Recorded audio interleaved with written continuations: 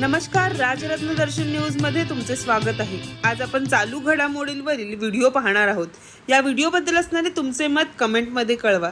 चला तर मग व्हिडिओला आणि आजच्या विषयाला सुरुवात करूया।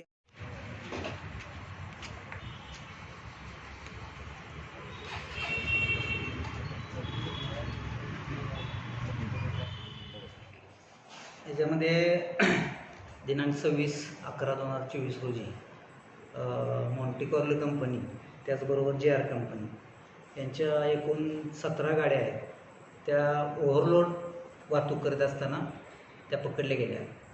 त्यामध्ये त्यांच्याकडे पावत्या होत्या, परंतु पावत्यापेक्षा जास्त ब्रास त्यांच्या वाहनामध्ये म्हणून वाहतूक होती।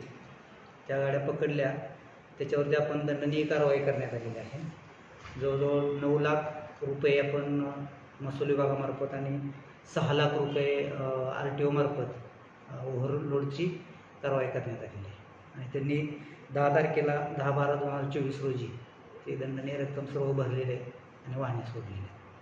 सर, आचारसंहितेच्या काळात अशा प्रकारची मोठ्या प्रमाणात खनिज वाहतूक झालेली आहे, तर याबाबत काय कारवाई करता येईल का, की प्रशासनाचं याच्या संदर्भात काय भूमिका असेल? या बाबतीत ज्या काय त्यांना परमिशन्स असतील, त्या परमिशन ज्या ठिकाणावरून त्यांना दिलेल्या आहेत त्या ठिकाणी त्यांना दिलेल्या परमिशनपेक्षा जास्त उत्खनन केलं असेल तर त्याचे पंचनामे करून, किंवा काही ठिकाणी असं पण झालं असण्याची शक्यता आहे की ज्या ठिकाणी परमिशनच नाही आणि त्या ठिकाणी त्यांनी उत्खनन केलेलं असेल, तर अशा ठिकाणी आपण तलाठी मंडळ अधिकारीमार्फत पाहणी करून त्याच्यावरती आपण दंडनीय कारवाई करू शकतो।